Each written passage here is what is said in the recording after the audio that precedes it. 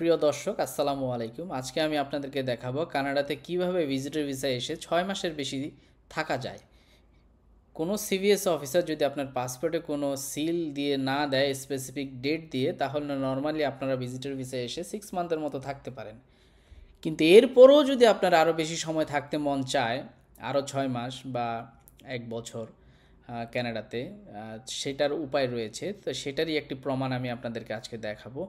আমি কখনোই মুখে কথা বলি না, আমি সবসময় প্রমাণ নিয়ে হাজির হই। আমার সামনেই দেখতে পাচ্ছেন প্রমাণ। এই প্রমাণ এই যে দেখেন, একদম লাইভ ক্যানাডিয়ান ইমিগ্রেশন ওয়েবসাইট থেকে আমি দেখি যেখানে আমরা অ্যাপ্লিকেশনটা সাবমিট করি।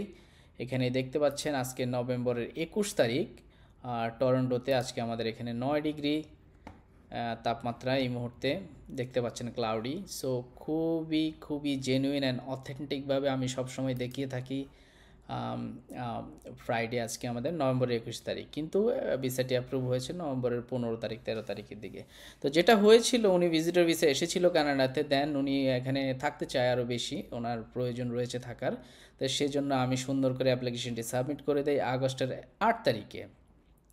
তো আজকে দেন তারপরে নভেম্বরের 13 তারিখে অ্যাপ্লিকেশনটি 15 তারিখে অ্যাপ্রুভ হয়ে যায়। আপনারা এখানে দেখতে পাচ্ছেন ভিজিটর রেকর্ড অ্যাকচুয়ালি। আর ওনাকে এক্সটেনশন দিয়েছে আপনার 2026 সালের সেপ্টেম্বর পর্যন্ত।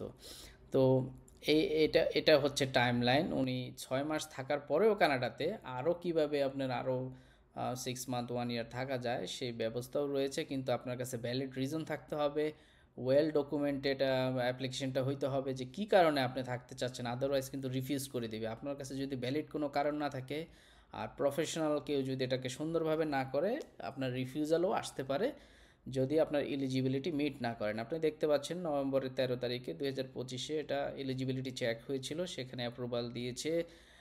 নভেম্বরের 12 তারিখ 13 তারিখ মেডিকেল রিকোয়েস্ট এসেছে। তারপরে দেখতে পাচ্ছেন ইন কানাডা অ্যাপ্রুভাল লেটার এসেছে ফর ভিজিটার রেকর্ড। বিআর মানে হচ্ছে ভিজিটার রেকর্ড। তো এখানে ক্লিক করলেই অ্যাপ্রুভাল লেটারটি নিচে চলে আসতেছে। এখানে একদম লাইভ অথেন্টিক দেখাচ্ছি। তো আপনাদের কারো যদি এই ধরনের কোনো সার্ভিস লাগে, বাংলাদেশ থেকে কানাডাতে ভিজিটর ভিসা আসতে চান, অথবা কানাডাতে আপনি ভিজিটর ভিসা আছেন, আরও লম্বা সময় আপনি থাকতে চান, আপনার পারপাস অফ ভিজিটটা যদি ভ্যালিড হয়, ইনশাল্লাহ আমি আপনাদেরকে সাহায্য করতে পারবো। স্ক্রিনে দেওয়া নাম্বারে অথবা কমেন্ট বক্সের প্রথম কমেন্টে আপনি আমার কন্ট্যাক্ট ডিটেলস পেয়ে যাবেন। যোগাযোগ করবেন, কথা বলবেন। ইনশাল্লাহ আমি চেষ্টা করব, আপনারা যারা যারা আগ্রহী কানাডাতে আসতে, আমি সবাইকে হেল্প করার চেষ্টা করব যদি আপনারা এলিজিবল হন। সবাইকে অনেক ধন্যবাদ।